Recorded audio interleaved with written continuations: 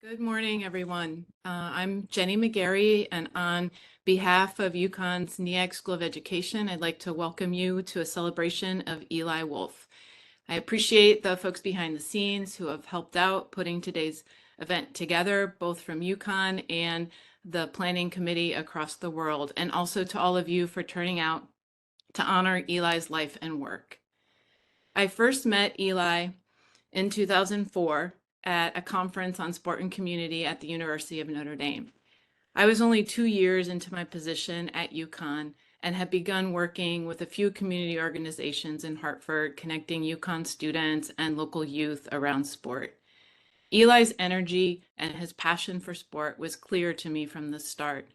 He continued to stay in contact, and I learned more about his work and that of his colleagues at Sport and Society and later at the Fitzgerald Youth Sports Institute. I credit Eli and those colleagues with providing me a vision for what would later become Husky Nutrition in Sport, an organization that I've run now for almost 20 years. Eli and I presented at conferences together. We spoke at events that the other one organized. I even spent a semester working with him at Northeastern as part of a sabbatical from UConn. I can't even begin to list all of the people I met because of Eli and all of the experiences I've had thanks to him. John Carlos and Tommy Smith, the Muhammad Ali Center, and Ted Fay. Clearly, I hold Ted in good company. And so many of you here today. Eli's personality, his spirit of collaboration, and his tenacious approach to changing sport for the better brought all of us together. I can still vividly remember the day that I met Eli at the Starbucks in Newton Center in 2019, July of 2019, when he was exploring professional next steps and I was looking for professors of practice at UConn to support students in our sport management program. So much that Eli and I had discussed over the years came together that day. Eli became part of the UConn sport management faculty, teaching an international sport and social justice course, connecting with our Human Rights Center, advising undergrad students, and really advocating for them in the ways that only Eli can do. And eventually he led our Beyond the Field Speakers series with his exceptional virtual event planning skills. I was looking back at texts this week and I came across some from the Ali Forum in July of 2020. Eli was recounting the many powerful moments from the forum and how the event had just come together. Wild, he said. And I told him it wasn't wild, that he had worked damn hard for all of it to just come together. He went on to say, it was all a bit crazy running the event from my basement. The LE Center didn't think they had anyone who knew how to do it, and I was so nervous, especially that first day of the forum. Then Eli elaborated on how he messed up a video transition and how he came off mute when he wasn't supposed to. I talked him down, and eventually he made a joke in typical Eli fashion that at least the video he messed up was from somebody else from UConn and they would just get over it. Then he shifted the conversation quickly to share that Spencer had reached a milestone that very same day and sent me a video of Spencer crawling to grab a ball. I think the milestone was the crawling, not the reaching for the ball, but it easily could have been either.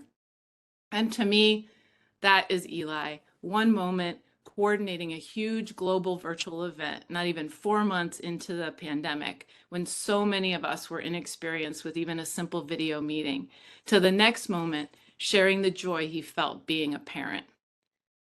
I remember another time after a conference at Northeastern when I invited a group of folks to my house for dinner. At the time, there was no Stella, no Spencer, or even an Eli and Sherry.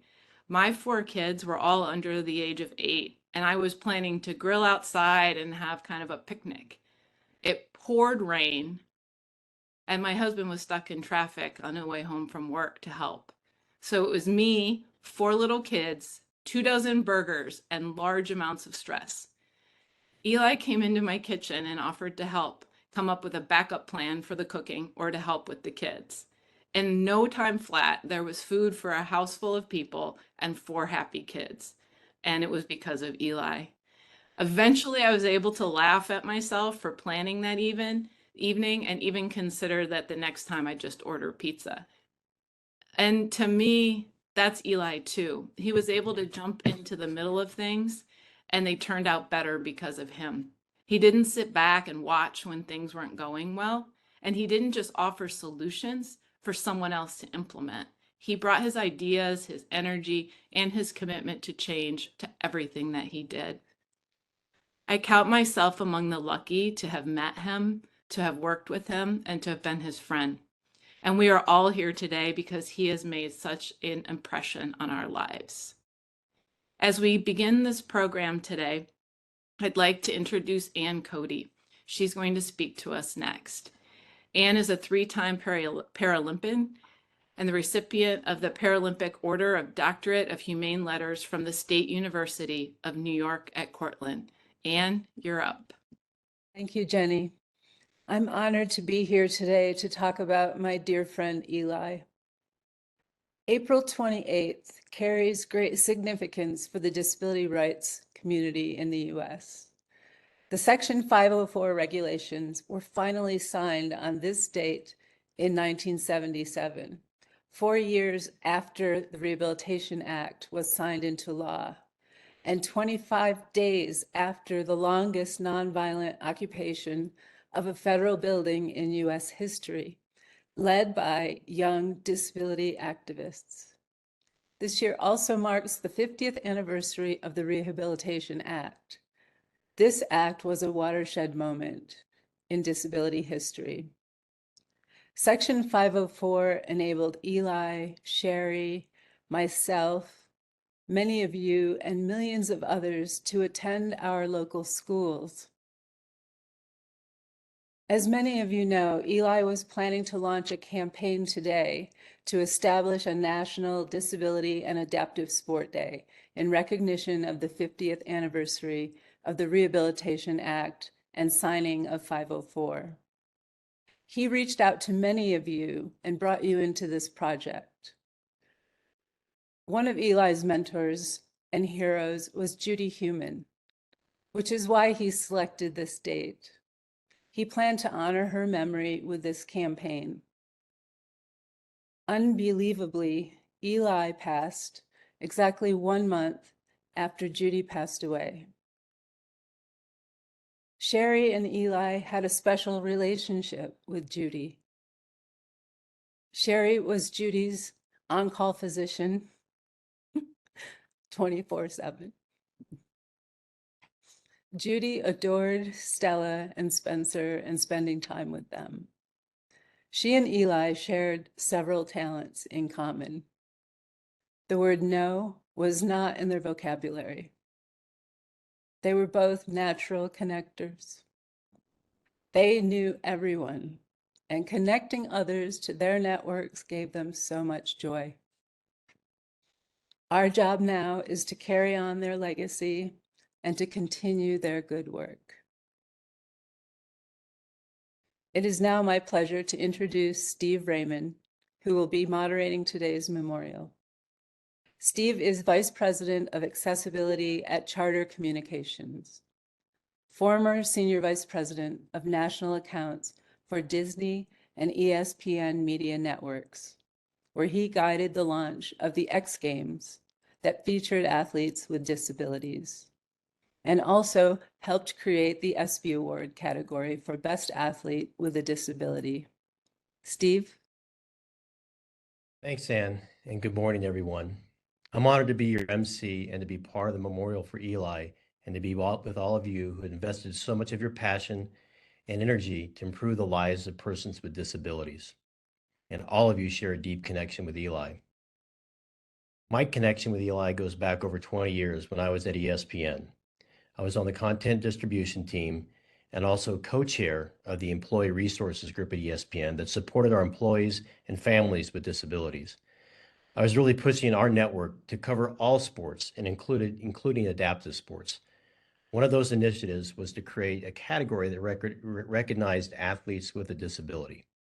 We really needed a trusted third party to help guide us on the right and authentic way to recognize disabled athletes that would be respected by the adaptive sports community and Eli was that guy. He helped us start with a blue ribbon panel that knew the space and how we should market it to the disability community.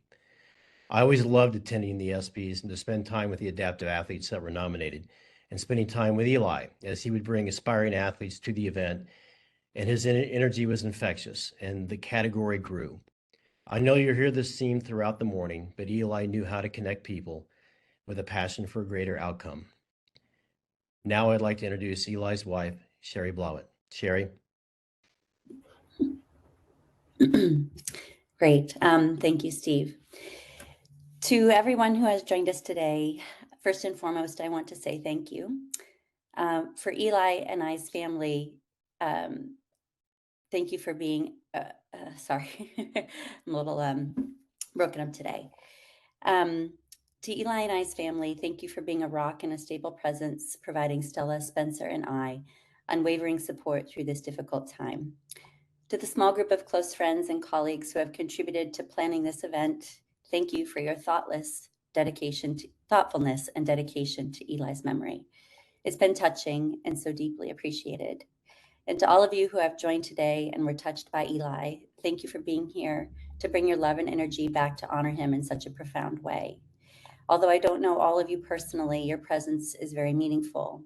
And if he loved you, I love you too. Given that most of today will focus on celebrating Eli's accomplishments and legacy, I wanted to focus my time on describing who Eli was when he was outside of the limelight. May 25th of this year would have been Eli and I's 10-year anniversary. And suffice it to say that over 10 years of marriage, you get to know a person inside and out. Eli had a profound impact on every aspect of my life and shaped who I am today. So who was Eli Wolff, the husband and father? Firstly, Eli was very funny. He enjoyed wry and dry humor and was often searching for the best and funniest videos and spare moments throughout his day. In fact, our common sense of humor was one of the things that brought us together as a couple. Endearingly throughout the day, as he found funny videos, he would curate them for me and send me only the funniest, typically over text or email.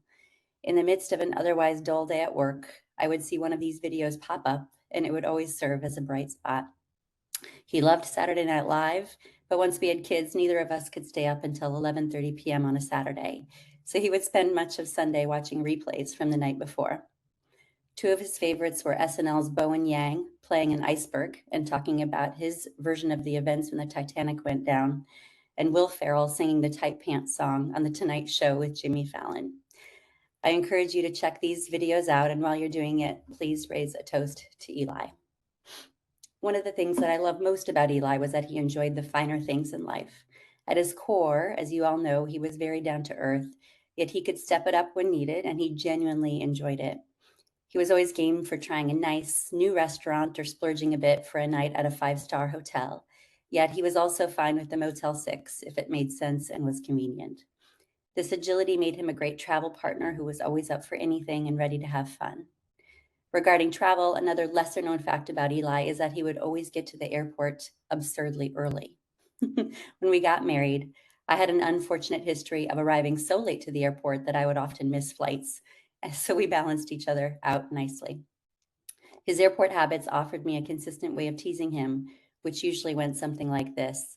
If he had an 8 a.m. flight the next day, at around 8 p.m. the night before, I would look at him and say, "Oh my gosh, Eli, isn't your flight at 8 a.m.? You'd better get going. You're cutting it close." Eli was kind to his core, yet he set and maintained high expectations of others. He had a strong moral compass and a sense of right versus wrong, and he wasn't afraid to use his voice. One day last fall, he was dropping off Spencer at preschool when he noticed that a car without a placard was parked in an accessible spot. Another parent was getting into the car, and Eli told him that he shouldn't be parking in the accessible space. The other parent proceeded to call Eli an a-hole and condescendingly said, "Sorry, sweetie," all in front of Spencer. Well, little did they know who they were dealing with. Eli took a picture of his plate and then reported the incident not only to the preschool, but also to the Wellesley campus police and to the leadership of Wellesley College. The other parent was reprimanded and was asked to write Eli a written apology, which he did. And there's now an increased presence of campus police on site every morning during the busy drop-off period. These seemingly small acts of advocacy multiplied over 45 years are a prominent part of Eli's legacy that will continue to impact all of us in positive ways. The only thing that Eli was more passionate about than sport for development was us, his family. For Stella and Spencer, he was the epitome of a present father. He would drop anything, anytime for his kids, whether it was a last-minute visit to the pediatrician or a change in the schedule for soccer practice. After Eli's passing, Spencer's preschool teacher, Susan, wrote a message to me with the following, quote, "I wanted to share a story about Eli's last drop-off at school. As usual, it was a really smooth and nice goodbye. Spencer always gave Dad a quick hug or wave, and Eli always told Spencer that he loved him. On this day, Eli stayed just a little longer because Spencer wanted to show him the crayfish. We have 3 pet crayfish, and Spencer had named one of them Peace and Quiet. Eli had a little chuckle over the irony of that name. For any of you who know Spencer, you know he's not peace and quiet. I just wanted you to know that they had that little moment together." This anecdote is just one example of the unwavering and unconditional love that Eli showed to Stella and Spencer. He was also the epitome of the doting husband. He was my life partner, my #1 fan, and was always every day thinking about what was best for me and my happiness. Of course, we had small quarrels and moments of disagreement, as every couple does. But underneath the surface at all times, I knew that his primary drive was to support and love me. Over the years, he voluntarily scaled back some of his career ambitions in order to care for our family, while I often served as the working parent, which is a rarity for many women with full-time careers. He was tender, loving, kind, and devastatingly handsome. And for the rest of my life, I'll always miss having him by my side.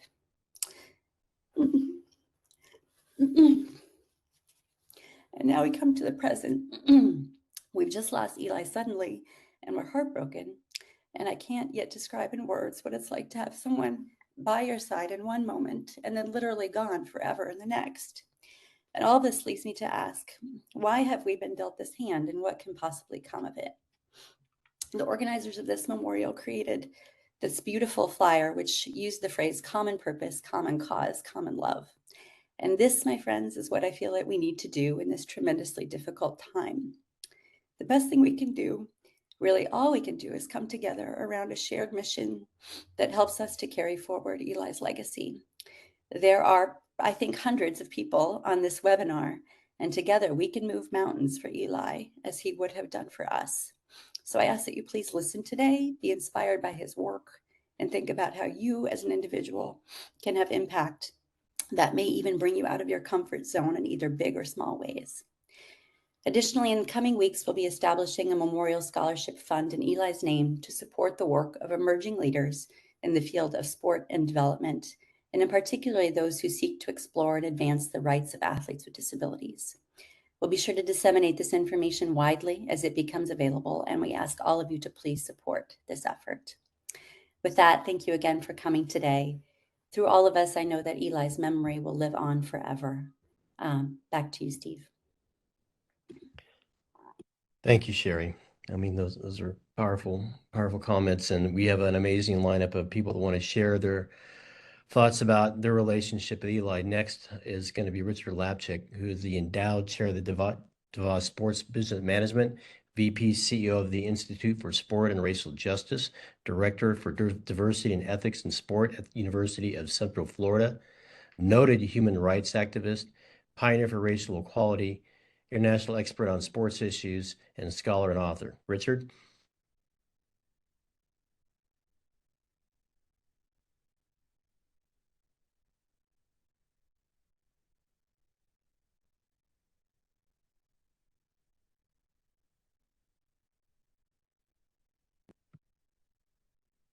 Gabe, I think you have to share with audio. It's not coming through.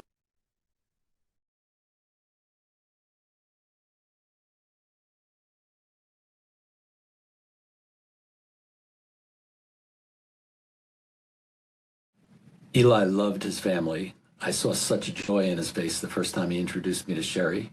Whenever he talked about his children, the joy was there all over him, brimming. He was a dedicated family man. Eli told several people that I was his mentor, but Eli was my teacher. I've spent most of my adult life fighting for people who were excluded and living a life of inequality. But when Eli talked to me about disability, he opened up an entire new world for me, made me think about an issue that I hadn't before thought of. And we started a program at the Center for the Study of Sport and Society with Eli running it on disability. The outpouring of love that we've seen from all over the world in the past couple of weeks since Eli's passing has been a testament to how much impact he had on the world as the teacher that he was. The loss of Eli is so impactful because he was so inspirational and so full of life himself, and he reached out to so many people in loving but persuasive ways. He was innovative and intelligent and above all caring. He would always go the extra mile. When I received the Muhammad Ali Humanitarian of the Year Award in 2021, Eli flew to Louisville to be with me and Ann that night. It warmed our hearts. When I saw the inspirational story of Oksana Masters on HBO Real Sports, I knew we wanted to honor her at our next gala. I called Eli to see if he knew her. He not only knew Oksana, but her mother and all the people that Oksana worked with, and we were able to honor her last fall. In his TED Talk, he read a book about sport and society. He said that it taught him about racism and segregation and sexism and homophobia. The one thing it never mentioned was disabilities. He was stunned by its exclusion because he spent his whole life working in the world where people with disabilities have been segregated, where they played before empty stands in arenas around the globe. Eli decided that he wanted to make sure that future books have a chapter on disability. In 2000, he learned about Olympism, and particularly this phrase that he's read and quoted all the time. Any form of discrimination in regard to a country or a person on the grounds of race, religion, politics, gender, or otherwise is incompatible with belonging to the Olympic movement. He said that phrase, or otherwise, was him. He knew that they were talking to him, and he became a tremendous advocate for the Olympics. In 2003, he worked at the United Nations on an international treaty on the rights of persons with disabilities. When Eli got to the main security point in the United Nations, he was stunned when the officer told him that the meeting was going to be in the basement. He said, here is a meeting taking place to give people their rights, and we're being put in the basement. He later found out that all UN subcommittee meetings were held in the United Nations basement, and it wasn't taking a particular thing on people with disabilities. Eli was a terrific athlete. He was on the national cerebral palsy team. He was in 2 Paralympics and 2 Pan American Paralympics. He was an even better human rights advocate. He was an innovator and a leader. He co-directed the Power of Sports Lab and co-founded the Disability in Sports International Athletes for Human Rights and the Olympism Project. He helped ESPN create the ESPY that honored a male and a female athlete who played their sport with a disability. He was able to get sports provisions into the United Nations Convention on the Rights of Persons with Disabilities. He worked for Casey Martin, the golfer, to try to get access on the PGA Tour, a case that went all the way to the Supreme Court. He helped create the International Day for Sport and Development and Peace on April 6th of each year. That's an official day on the United Nations calendar. He co-organized Athletes for Social Change Forum at the Ali Center every year. As you'll hear later from baseball legend Billy Beane, he got Major League Baseball to change what had been historically called the disabled list to becoming the injured reserve list. He was a teacher. He taught so many people about disability and other human rights issues. He was a wonderful friend. Within 12 hours of his passing, I was receiving more than dozens of phone calls and emails and texts from his friends around the globe expressing their sadness at the tremendous loss that everybody had just suffered. Eli was a son who made his parents proud. Eli was a brother by blood for Ben and Phoebe, but a brother by passion for all of humanity, who he stood up for each and every person on the planet. Eli was a proud dad. Whenever we talked about Stella and Spencer, he would have nothing but wonderful things to say. When we were together, he was quick to bring out pictures of Stella and Spencer. Eli was a husband. I literally watched him transformed during his years of marriage to Sherry. He was so proud of her as a doctor, as an activist, and as somebody who cared about the world at large. In 2010, I delivered the eulogy at the life celebration of Darrell Williams, who many people in here know. Darrell was a legendary freedom fighter in Boston who was a high school football player, was gunned down by 3 white teenagers, and confined to a wheelchair for the rest of his life. Eli drove myself and my wife to the airport afterwards, and he said, "Daryl impacted me and thousands of others around the world.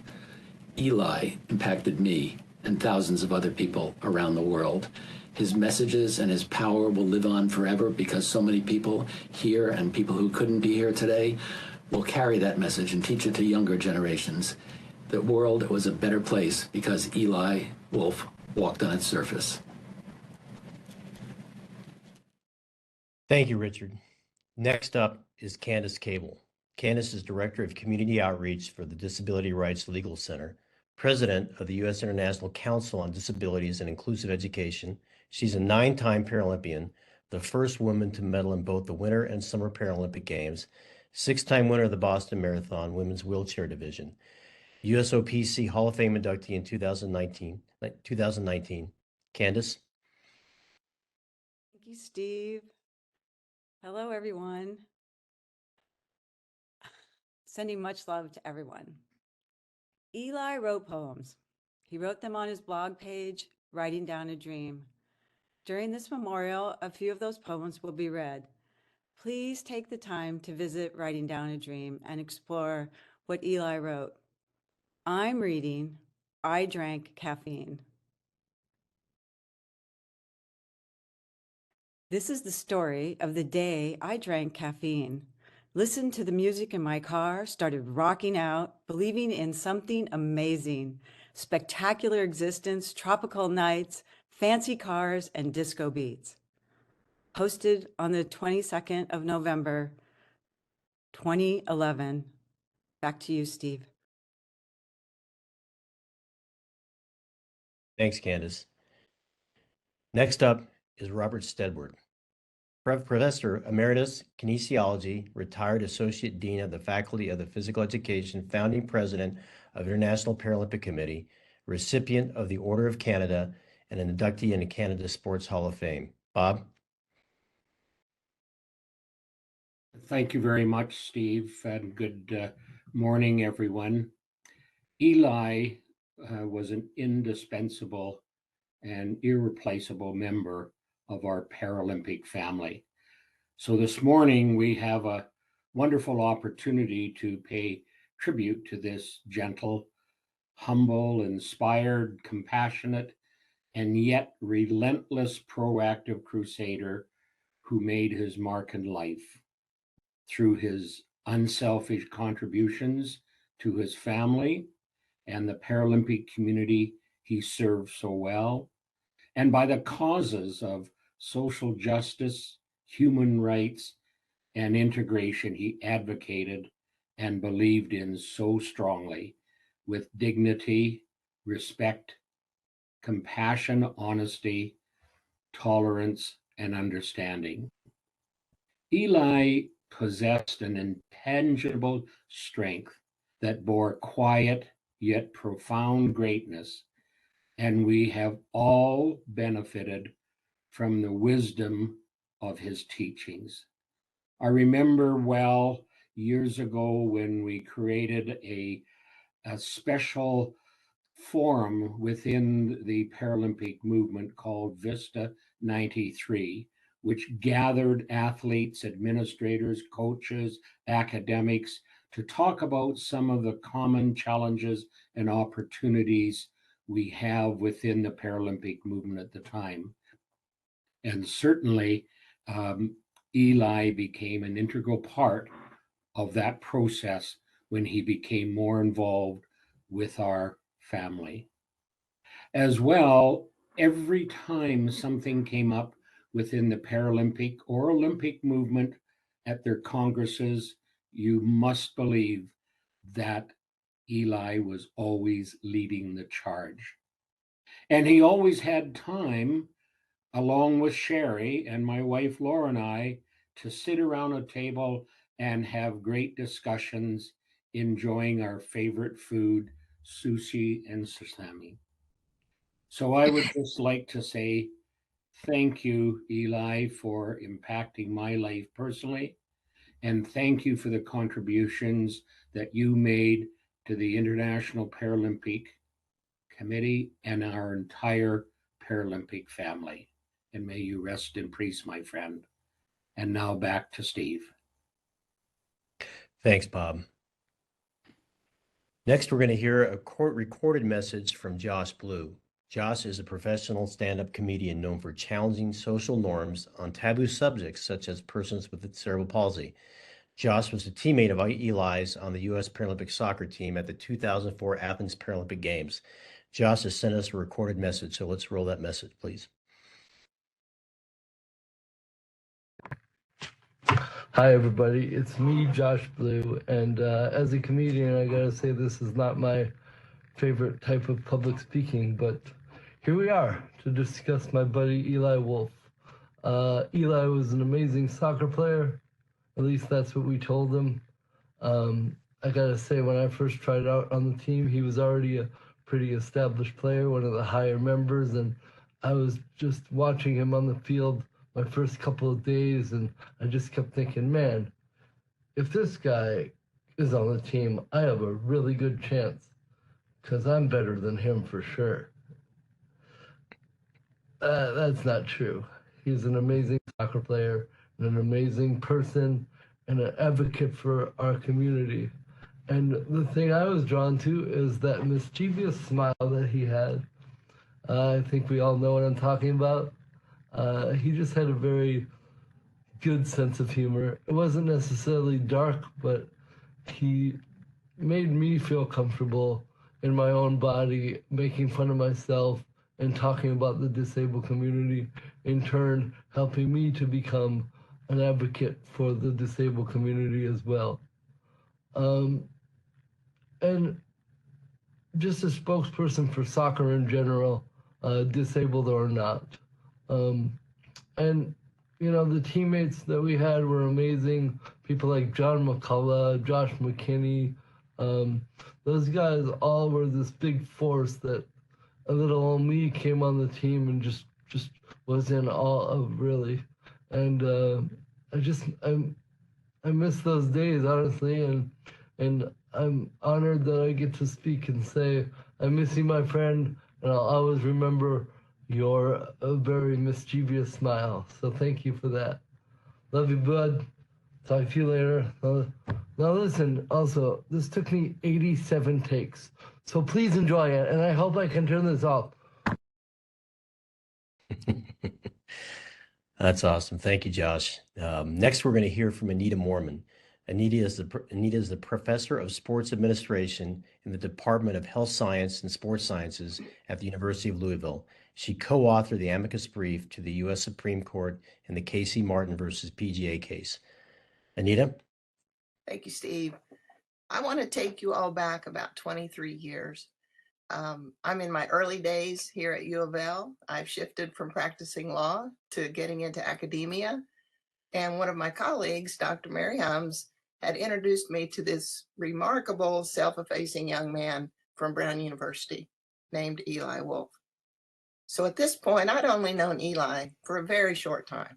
And we get the first of what would become many phone calls from Eli, where he's had some sort of a chance encounter with someone that has created an opportunity. In this case, it was with Casey Martin's attorneys. Casey Martin was involved in a landmark lawsuit against the PGA Tour, and it became the first of its kind to apply the ADA to an elite professional sports organization. And that case had just landed in the Supreme Court. And this chance encounter that Eli had, he did what we've seen Eli do so many times. He just asked a question. Would you be interested in having an amicus brief from the disability sport community? And the attorney said, sure, of course. So what happens next, of course, is nothing short of a miracle. Eli needs a lawyer, and we have about 45 days. So I'm not sure if it was his quiet confidence or my naivete that prompted me to say yes, but I did. And with the help of my brilliant colleague, Lisa Master-Alexis, we would somehow manage to get admitted to the Supreme Court, write a 30-page brief in just over 45 days. Eli wrangled 9 disability sport organizations to sign on to the brief. He even negotiated a discount for us for the printer of the brief. because you can't just submit any old thing to the Supreme Court, right? It has to be printed in a very precise way, and he figured all of that out. So in December of 2000, we filed that brief. In 2001, the Supreme Court held in favor of Casey Martin 7-2. This moment was, it's truly a random opportunity to be in Eli's orbit at that exact moment, that he asked that question. It certainly changed the trajectory of my career. It certainly, that case, changed the disability sport community forever. We really will never know what influence that brief had. But of course, I don't think that was the point, right? The point was to give the disability sport community a seat at the table and a voice in the most important disability sports case to come before the U.S. Supreme Court. And so that's what he did. That's what we did. So back to you, Steve. Thanks for sharing that, Anita. That's great. Next is Valerie Fletcher. Valerie is the Executive Director of the Institute for Human-Centered Design in Boston. She's also an author, lecturer, and international consultant on universal design. Valerie. Thank you, Steve. I'm going to read one of Eli's poems called Art of Inventing. Imagining what isn't there yet, to see the possible, how to make it happen, make it real, staying up late dreaming. Thank you. Back to you, Steve. Thanks, Valerie. Next, we'll hear from Janet Lord. Janet is Senior Fellow, Harvard Law School Project on Disability and Senior Legal Advisor, UN Special Rapporteur on the Rights of Persons with Disability. Janet. Thank you, Steve. Good morning, everyone. I came to know Eli as a devoted father of Stella and Spencer, loving husband to Sherry, an athlete, and today as a poet. But I want to talk about his contribution to the field of international disability rights, and the role he played in changing human rights law for the better, and the mark he made on the now nearly universally ratified treaty, the Convention on the Rights of Persons with Disabilities. Eli had a gift for relentless advocacy that pressed and molded, but never appeared pushy. He knew how to nudge law and policy constantly forward with an alacrity that never bristled. And he brought that spirit into every room. And that spirit was at the center of his extraordinary accomplishments. We first met in the arcane process of negotiating a human rights treaty at the UN. A very recent graduate of Brown University and an accomplished athlete, Eli was passionate about all things disability sport related. Kathy Guernsey and I met him first in the Washington, D.C. offices of the NGO where we worked. With him, a plan was forged that had him tirelessly advocating in the basement of the UN for the treaty to reflect strong language securing the rights of persons with disabilities to participate in sport, recreation, and play. Now, this was no foregone conclusion, for social rights are often relegated to the sidelines in human rights treaty texts. During the negotiations, Eli challenged medical model notions premised on the concept of the broken body, where persons with disabilities are benched on the sidelines from physical activity or excluded from spectating, ideas that insidiously erode the potential for athletic and social participation for persons with disabilities and reinforce stigma. Eli recognized, too, the role of sport in fostering peace building and social mobilization. He worked during the negotiations among landmine survivor athletes from conflict-affected countries. And he saw that far from trivial, sport, recreation, and play are essential for realizing the promise of human rights. Due to his perseverance, the UN Disability Convention requires states to provide opportunities for participation in both disability-specific sport and recreation and in mainstream sport programming. It is the fullest and most detailed expression of the right to sport in any UN human rights treaty. Article 30, paragraph 5 was Eli's vision, and it was realized thanks to his tenacity and persistence. His advocacy made a difference in human rights law for the better.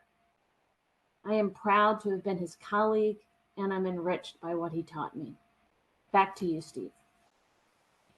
Thank you very much, Janet. Now we're going to hear from Chris Ruckstachel. Chris is a former NCAA Associate Director, the Office of Inclusion on Minority, Gender, and Disability Issues, and he served from 2005 to 2015 in that position, and is now the Executive Director of the Greater Hayward, Wisconsin Area Chamber of Commerce. Chris?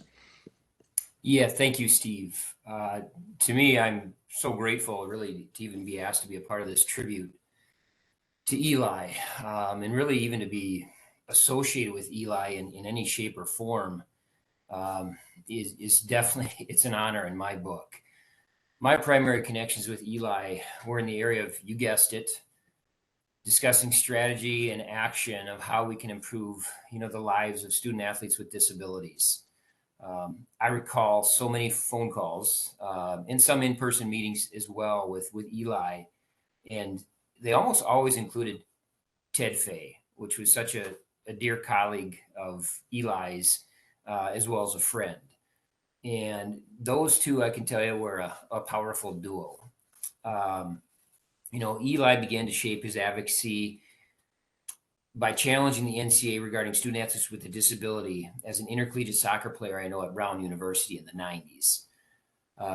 I know that he then transitioned his advocacy work from being a student athlete himself to being a leader in a new movement to get the NCAA to become more attentive to the issues of inclusion for student athletes with either a physical or a sensory disability. Evidence, and this will be lasting evidence of his work, was seen in his leadership in helping craft the Office of Civil Rights Dear Colleague letter, which came out back in 2013, January 25th, 2013 to be exact. And that amended Section 504 of the Rehab Act regarding the requirement of inclusion of student athletes with disabilities at both the K through 12 as well as the intercollegiate level.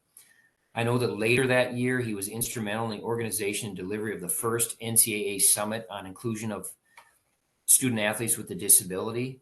That took place in October of 2013, which was a catalyst and led to the creation of the ECAC's Inclusive Sport Initiative, which took place from 2014 to 2017. So,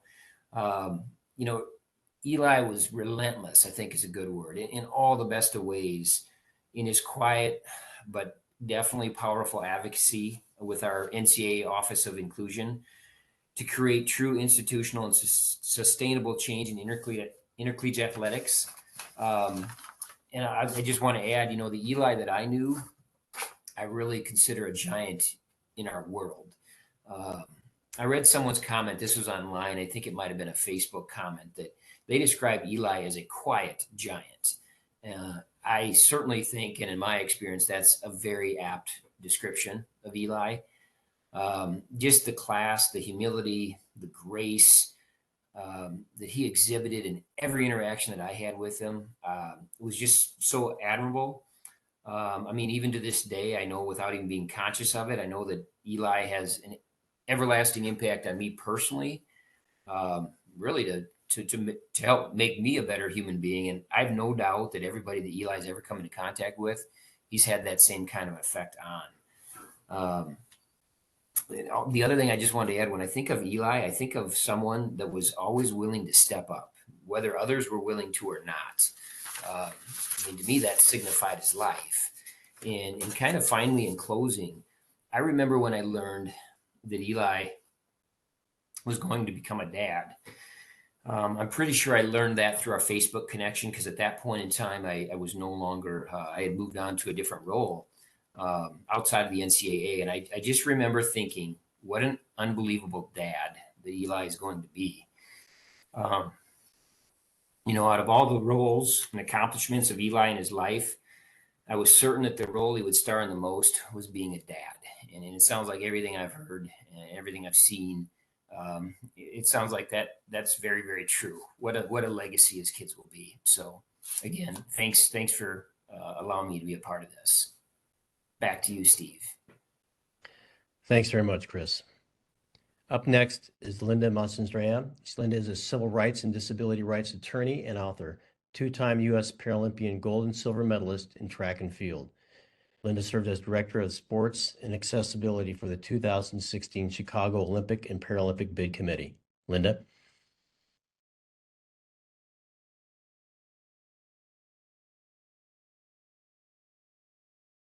Thanks, Steve. I'm honored to be here this morning to share a few words on Eli's commitment to equality for Olympic and Paralympic athletes. From the time I met Eli back in the early 1990s, when we were both training for the 1996 Paralympic Games, he was focused on bigger things. Of course, we all know he was a dedicated athlete, but he was also looking to a future beyond competition. He saw and experienced firsthand the differences in how Olympic and Paralympic athletes were treated, integrated, included, around the world and across the United States. And Eli was determined that the United States could and should be a model for integration and inclusion of Paralympic athletes, that we should showcase and celebrate the achievements of Paralympians the same way we did for Olympians. And most importantly, that we should bring Paralympians into the leadership structures, a place straight from the nothing about us without us mantra of the independent living movement. So Eli set out to do what Eli did best: advocate, organize, galvanize. And a focal point of that advocacy was integrating Paralympic athletes into the United States Olympians Association, the athlete alumni organization of the U.S. Olympic Committee. Eli pushed to include Paralympians in that organization and to change the name to reflect that inclusion. But he didn't stop there. He knew that Paralympians needed to have a voice in the organization, a seat at the table. So he worked to create that seat. And as a result, a Paralympic vice president position was created on the newly renamed United States Olympians and Paralympians Association board. There have been 4 Paralympic vice presidents since then on that board: me, Eli, Candace Cable, and Bob Bulk. And others will come after us to continue to represent the integration and inclusion Eli fought for. I'm eternally grateful for Eli's vision and for his hard work, but mostly for his friendship. I'll miss you, Eli. Back to you, Steve. Thank you for sharing that, Linda. Next, we'll hear from Gabriel Mayer. Gabriel is co-founder and coordinator of UESPY, Sports and Culture for the Blind in Rio de Janeiro, Brazil. He has been recognized for his pioneering work by the UN, FIFA, and UNICEF. He is a member of the Disability and Football Alliance, of which Eli was a founding member. Gabriel? Hello, everyone. I'll read one of Elias' poem called Shine. Don't let the world shine around you. Make it shine for you. Shine for the world and let the world see you. Was posted in 31st December 2015. Back to you, Steve. Thank you, Gabriel. Next, we're going to hear from Paul Hunt. Paul is Senior Project Manager of the International Platform on Sport and Development, otherwise known as Sports and Dev. Paul? Thanks, Steve. I've worked for Sport and Dev since 2012, and me, Sport and Dev colleagues, and many others worked closely with Eli on the International Day of Sport for Development and Peace activities since the very first one in 2014. It's widely acknowledged that Eli helped to establish the day, which was the result of efforts by the sport for development sector and the Olympic movement. Eli played a crucial role in connecting the different actors involved and advocacy at the UN level, which particularly gained momentum from 2007 onwards. During this period, he was also instrumental in launching the Journal of Sport for Development, before serving on its editorial board and then its advisory board after it launched in 2012. When the 6th of April was established as the IDSTP, Eli established a stakeholder group to coordinate on activities and messaging, which kept in regular touch every year in the run-up to the day. He always lobbied for various actors to promote the day. He organized poster competitions. He set up International Day social media accounts, and he coordinated with designers such as Live Sketching to make sure that the day was supported by attractive imagery. He organised annual events and did so in his usual collaborative way in partnership with others, including a hybrid one last year with some attendees in New York and others attending online. This year, he led the organisation of a Looking Back and Looking Forward event to commemorate the 10th International Day of Sport for Development and Peace, which didn't take place because he sadly passed away the evening before. The thing which always struck me is that he did all this without being interested in personal recognition or promoting any particular organisation's branding. And because of this, many people wouldn't have even been aware that he was behind some of these efforts, I think. As many people have noted since he did pass away, he was very humble and he was a great example of kindness. So not only did he have an incredible list of professional achievements, many of which have been described through the tributes on this memorial, he was also a role model for what leadership should look like, and he'll be truly missed in our sector. Back to you, Steve. Thank you very, very much, Paul. Next up is Mary Hums. Mary is a professor of sports administration at the University of Louisville. Mary co-contributed to Article 30.5 of the UN Convention on the Rights of Persons with Disabilities. Mary has worked for Paralympic Games and Olympic Games and Parapan Games. Mary. Thank you, Steve. Thank you, Steve. And welcome again, everybody. You know, as we know and as we've heard, Eli inspired so many people in so many ways. But reflecting on his life made me think, who inspired Eli? Well, one person who did was simply known as the greatest, Muhammad Ali. That inspiration led Eli to formulate the idea of showcasing the power of sport through the words and actions of Ali. And what better place to do this than the Muhammad Ali Center located in Louisville, Kentucky. So Eli reached out to Marcel Perrant at the Ali Center and floated him an idea. He said, let's host a conference at the Ali Center celebrating athletes' voices and the power of sport. And so the Athletes and Social Change Forum began. The forum evolved from a relatively small in-person event to what is now a virtual event that people from all over the world can access. This summer, the forum will celebrate 10 years, and Eli would be so proud of that. The forum has featured an amazing array of academics, practitioners, athletes, coaches, visual artists, writers, musicians, but all people committed to using sport to promote social good. I'd like to use the voices of some of the longtime forum supporters and attendees who expressed their gratitude for this event. Marcel Perrant from the Ali Center remembered, the first Athletes and Social Change Forum was full of energy and hope. Eli elevated our thinking on the role and contribution of athletes toward social change.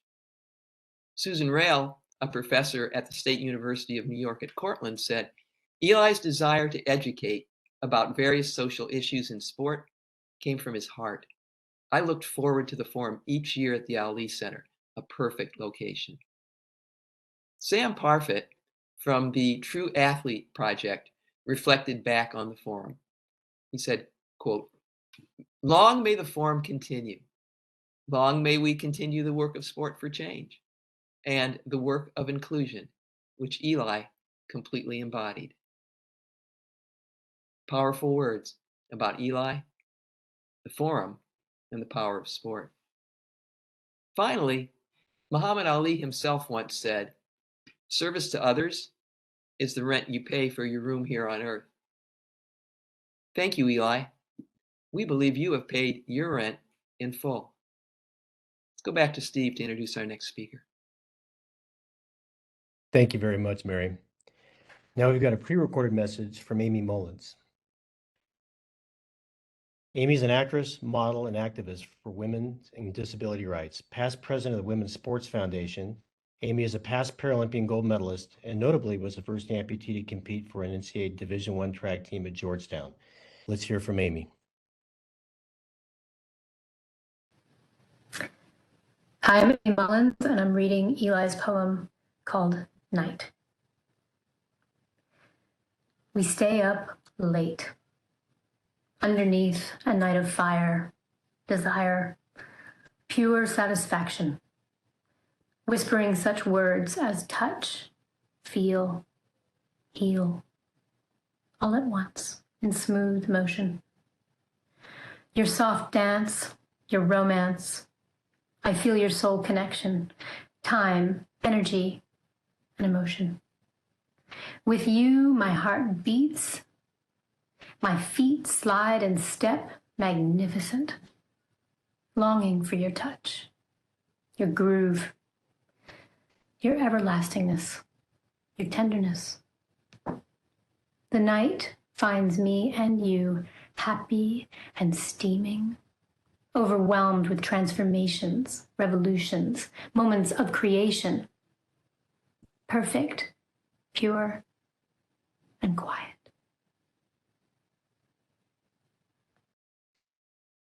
Thank you, Amy. Next up is a message from Billy Bean. Billy is Senior Vice President of Diversity, Equity, and Inclusion, Office of the Commissioner of Major League Baseball. Let's hear from Billy.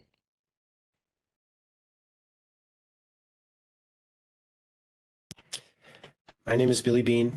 I work for Major League Baseball at the Office of the Commissioner in New York City. My current title is Senior Vice President overseeing all diversity, equity, and inclusion initiatives for the league. And because of that, I received a letter from Eli Wolff in the fall of 2018.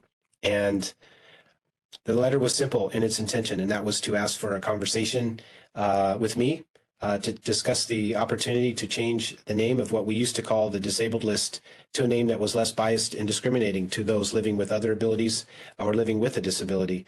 And as someone whose job is to focus on that, it was a very humbling moment to learn that lesson, that something like that had slipped by me, because I did not have that lived experience. And Eli, because of his credibility in his work, the simplicity of his messaging, his ability to teach me, I was able to communicate to our senior leaders, and we were able to make a change that will allow Eli Wolff's name to live forever in baseball's history. And it's something that is just one of the many accolades that this man gave to us, and the opportunity for us to recognize him in a day that is hard to believe that we are here. I was just getting ready to see Eli in Liverpool, England, at a United Nations initiative that's focusing on the goal of eradicating hate in all its forms across pro sports via social media or messaging in our stadiums, in our ballparks. Another hugely ambitious goal, but something that someone who was fearless like Eli would take on gladly. I'm so honored and humbled that I had a chance to meet Sherry, their children, Stella and Spencer, and I the opportunity today just to share a few moments with you and talk about the privilege that I had to intersect lives with someone who has dedicated themselves to so many great causes. His relationship with UConn, Link 20, the United States Olympic and Paralympic Committee. So it goes on and on and on. And just know that for those here today, sharing in their grief and their support for Sherry and her family, and we will all miss Eli very, very much, but he will live on in my memory always. Every time we refer to the injured list in baseball, I have a little sparkle in my eye, and I think about just the simple courage that he took to reach out to us, and how we may impact lives and help people feel a little more connected to baseball and less disconnected. So my heart and much love goes to everyone here today. Eli will live on in our memory, and I send my sincere regards to all of you. Be well. Thank you, Billy. I will now turn it over to Yannick Clutch. Yannick is Assistant Professor of Sports Management at the University of Illinois, a scholar activist focused on diversity, equity, inclusion, and social justice in global sport, a member of the inaugural Team USA Council of Racial and Social Justice commissioned by the USOPC in 2020. Yannick. Good morning, everyone. Thank you to the powerful testaments we've heard so far. I am truly honored to contribute to this memorial of our dear friend Eli. My section would be a little bit different because one of the things that I associate with Eli is action. And today we want to honor Eli's legacy by sharing some action items related to some of Eli's project that he was working on right before his untimely death. Now, I want to preface this by saying that if you know Eli, you know that what I'm about to share is only a glimpse into the many impactful initiatives that Eli was the driving force behind. Please know that we will send a follow-up email to everybody who's attending today with information on how to connect with us on the items I'm about to share. So we wanted to share three projects that Eli was working on. The first one being the establishment of a National Disability and Adaptive Sports Day to be celebrated annually on April 28th, today. This was supposed to celebrate the passage of Section 504 of the 1973 Rehabilitation Act, as we've heard before. And the goals of this project were to advance disability inclusion in all realms of sport, highlight the power and purpose of the broader disability rights community, and honor the legacy of Judy Heumann, now Eli Wolff, for their work to advance disability rights in all areas of daily life, along with the many other disability rights activists around the world and those of you who are on this call today. The second set of projects we wanted to highlight relate to Eli's lifelong advocacy in and through the Olympic and Paralympic movement, including advocating for the inclusion of the word disability into Principle 6 of the Olympic Charter, advocating for changes to IOC Rule 50 and Section 2.2 in the IPC handbook to allow for athlete expression on all matters related to human rights and social and racial justice, and convening human rights leaders to engage the IOC and other key stakeholders across the movements on the IOC Human Rights Framework, a process we just kicked off 10 days ago, which was really impactful, and Eli's presence was felt. Third, I want to speak to Eli's lifelong advocacy for disability inclusion in the NCAA, as have some already. Eli really had, more than 20 years of advocacy to create inclusion pathways for athletes with disabilities, whether it's a physical or sensory disability, in college sport, based on the 4 principles of inclusion for athletes with a disability that Eli helped develop. One of the key efforts that Eli was working on was establishing a standing NCAA task force focused on the inclusion of athletes with disabilities to institutionalize an NCAA commitment to disability inclusion. Now, I'll repeat what others have said, but my life has been so greatly impacted by my friend Eli, as I know that it has yours. Next, I want to introduce my friend, Dr. Ted Fay. Ted co-founded the Power of Sport Lab and the Disability in Sport Initiative with Eli, Dr. Mary Harms, and Dr. David Lake in 2000. He is a professor emeritus of sport management at SUNY Cortland, a former Nordic Paralympian, and a Paralympic coach. Ted, why don't you take it from here?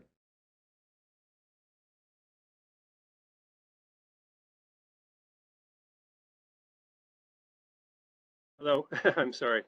I have to cue the card here. Hello? Hello, hello? Okay. I can hear you. Yeah. All right.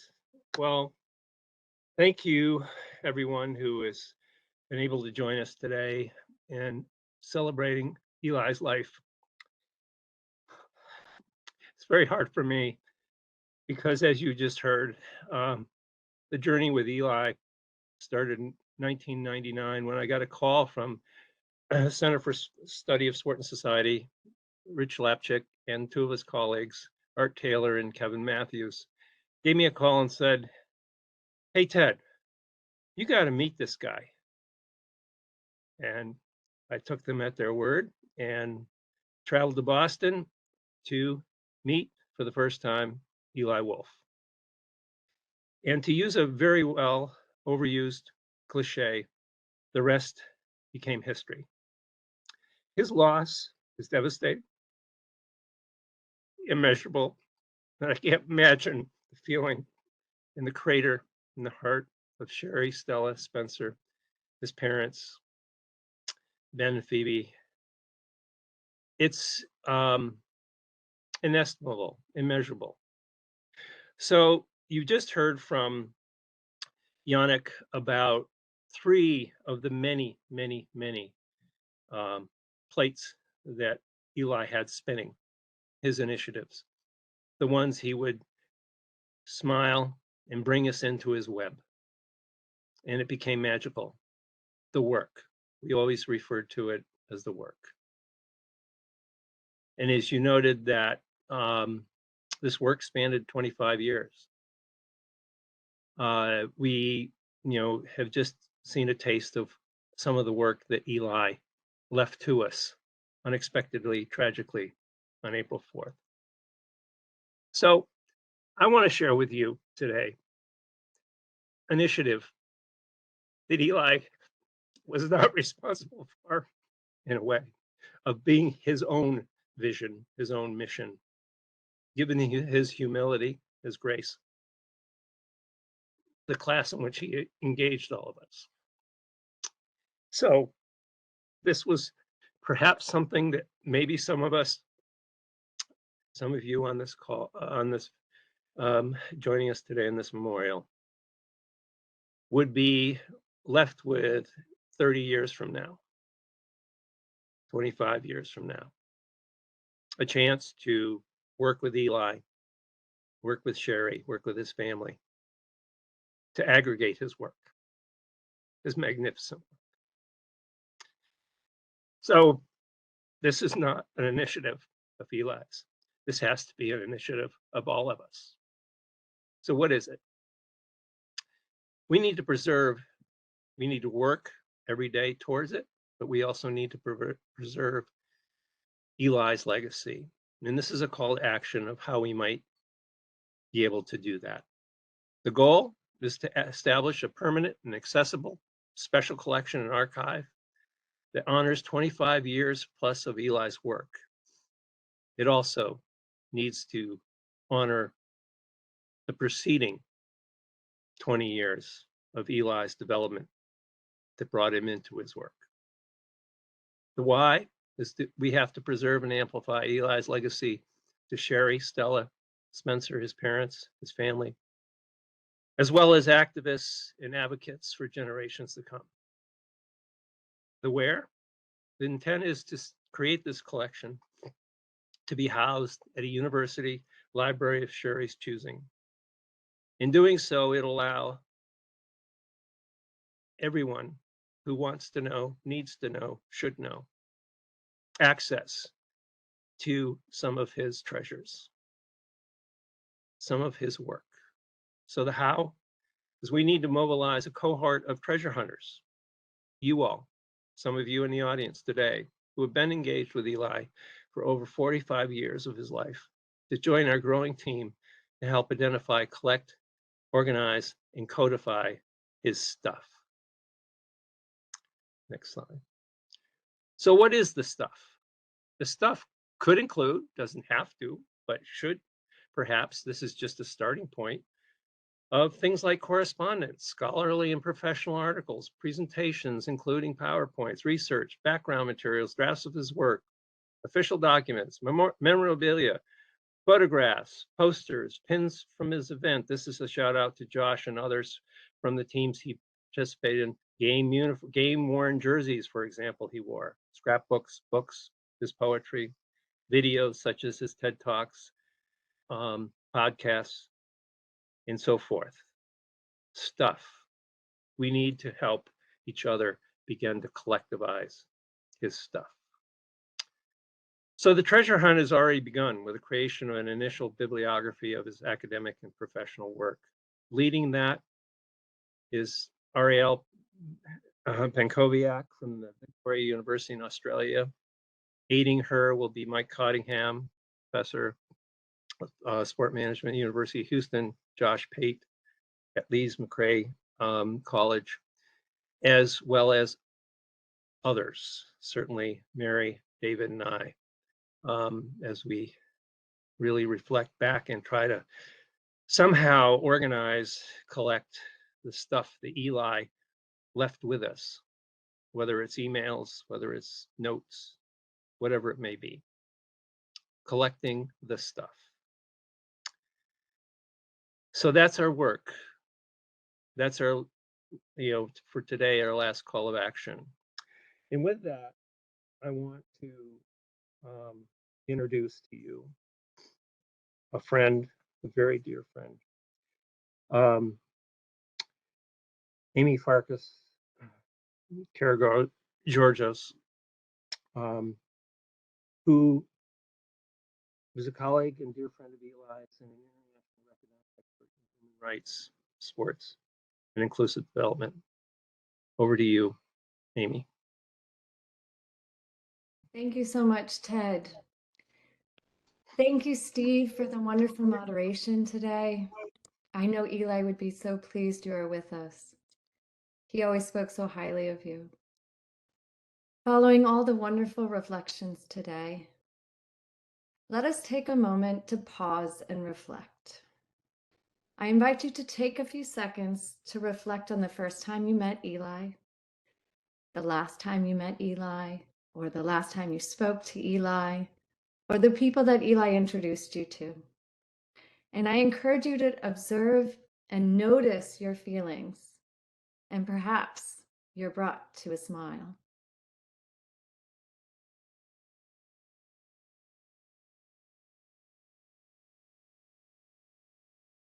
Now let us come back together and symbolically hold hands as if we're all in the same room in a large circle.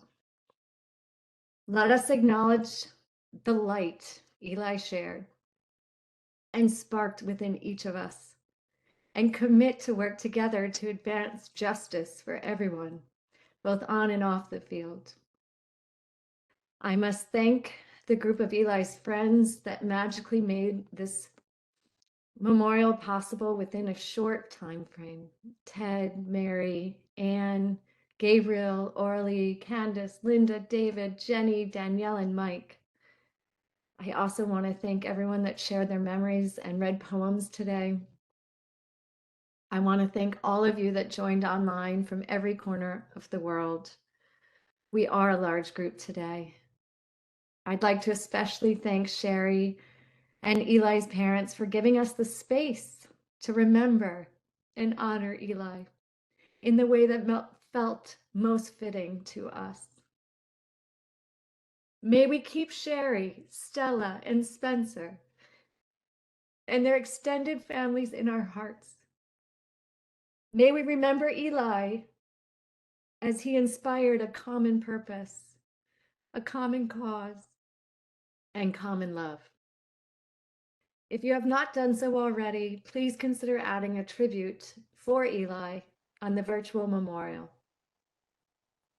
May Eli's life be a blessing. Thank you so much for joining, and I hope you have a great day. That's the end of the ceremony. Thank you so much.